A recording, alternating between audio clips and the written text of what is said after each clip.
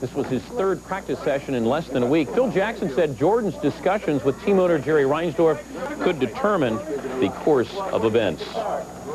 And buoyant, the colorful Norm Van Litter. Mediocrity or the record of an average.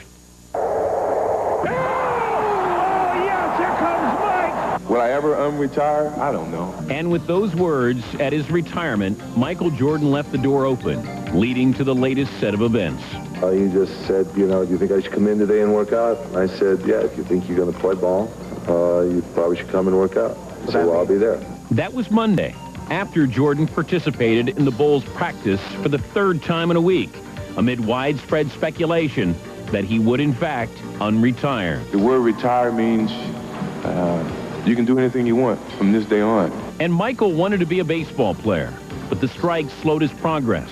And with rumored pressure by management to become a replacement player, he left the White Sox training camp on March 2nd. So if I desire to come back and play again, maybe that's what I want to do. And as Jordan desired, he returned last week to a Chicago basketball world that waited with guarded optimism. It's a reality, but it's still not a reality. So we're just not pinning any hopes, or we're not trying to, you know, throw up a balloon or a kite that's not ready to fly. The seeds for Michael's return were planted last fall when he and Phil Jackson discussed his possible return for 15 to 20 games, with hopes of winning a fourth NBA title. Maybe that's the challenge that I may need someday down the road. The latest rumors have that road heading towards a matchup with Orlando March 24th. That's the game to be at. That's the game to be a part of if he decides to come back. There's nothing ever would ever make me miss that game. And while Horace is sure to be there on the 24th, the public wonders if Michael will dare play. I'm not going to close that door. But why hasn't the door fully opened yet?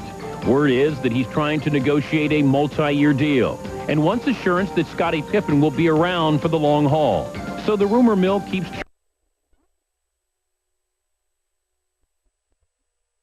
And he's the best player of all time, and I'd love to see him come back. He has an immediate impact, not on just his team, but a city, but a country, but a world. You know, you keep expanding. I always thought about, oh, man, Michael Jordan. How can I stop him? Nobody else has. If he do come back, you know, I think he'll come back the same way he left, you know, on top of his game. If he gets back and he gets somewhere close to where he was a couple of years ago, that I'd hate to be the team that has to face him. You know, a lot of two guards around the league are waking up with a little queasy stomach this morning. That means I would have to guard him again, and he's well rested. I mean, he hasn't played in a year and a half, so that could be pretty frightening. He can single-handedly win games and win playoff series because he's that good. They're a contender automatically, without question. And probably strike some fear in the hearts of some of the teams we'd have to play. As far as the teams that are in the East and the favorites to come out of the East, it sort of says we don't want to meet Chicago in the playoffs now if he's back. Here's a look at Chicago AM after Michael and the heir appearance. B.J. Armstrong, Ron Harper, and Pete Myers. Those three average a total of 29 points a game. That's 6 points less than Jordan averaged in his final season. And in the house right now. And speaking of the playoffs, if they started today, the Bulls would get the Knicks in the first round. That's a best 3 of 5 series, of course. New York eliminated Chicago in 7 games last year. Jack, look.